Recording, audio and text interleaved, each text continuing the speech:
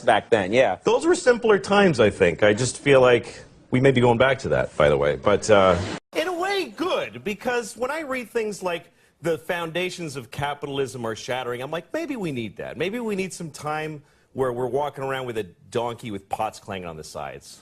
You think that would just bring us back to reality? Yeah, because everything is amazing right now, and nobody's happy. Like, in my lifetime, the changes in the world have been incredible. When I was a kid, we had a rotary phone. We had a phone that you had to stand next to, and you had to dial it. Yes. You realize how primitive? You're making sparks in a phone, and you actually would hate people with zeros in their numbers because it was more.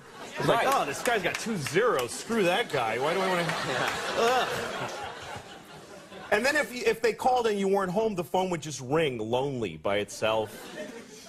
And then if you wanted money, you had to go in the bank for when it was open for like 3 hours. You had to stay in line, write yourself a check like an idiot. And then when you ran out of money, you just go, well, I can't do any more things now. Right. I can't do any more things. That's it, yeah. That was it. And even if you had a credit card, the guy would go, ugh, and he'd bring out this whole shunk, and he'd write, he'd have to call the president to see if you had any money. And it's all true, kids. You had to call the president, yeah. It was ridiculous. Yes. Do you feel that we now, in the 21st century, we take technology for granted? Well, yeah, because now we live in an amazing, amazing world, and it's wasted on the crappiest generation of just spoiled idiots that don't care, because this is what people are like now. They got their phone, and they're like, it won't. Give it a second. It's going to space. Can you give it a second to get back from space?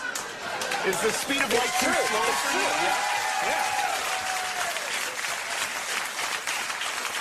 I was on an airplane, and there was internet, high-speed internet on the airplane. That's the newest thing that I know exists. And I'm sitting on the plane, and they go, open up your laptop, you can go on the internet. And it's fast, and I'm watching YouTube clips. I'm in an airplane. And then it breaks down, and they apologize, the internet's not working. The guy next to me goes, this is bull.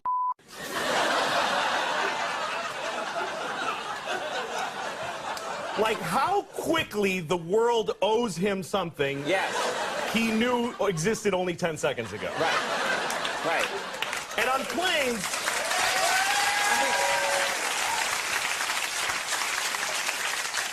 flying is the worst one, because people come back from flights and they tell you their story.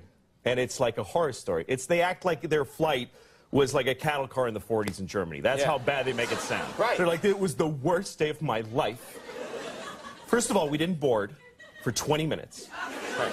And then we get on the plane, and they made us sit there on the runway for 40 minutes. We had to sit there. Oh, really? What happened next? Did you fly through the air incredibly like a bird? Did you partake in the miracle of human flight, you non-contributing zero, that you got to fly? You're flying!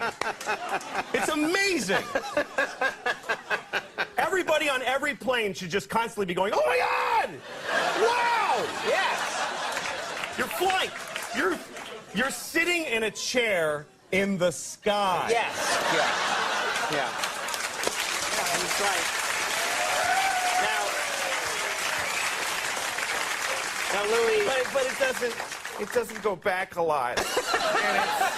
and it's not really... You know, here's the thing. People, like, they say there's delays on flights. Yeah. Delays, really? New York to California in 5 hours. That used to take 30 years to do that, and a bunch of you would die on the way there and have a baby. You'd be a whole different group of people by the time you got there. Now you watch a movie and you take a dump and you're home. Yeah.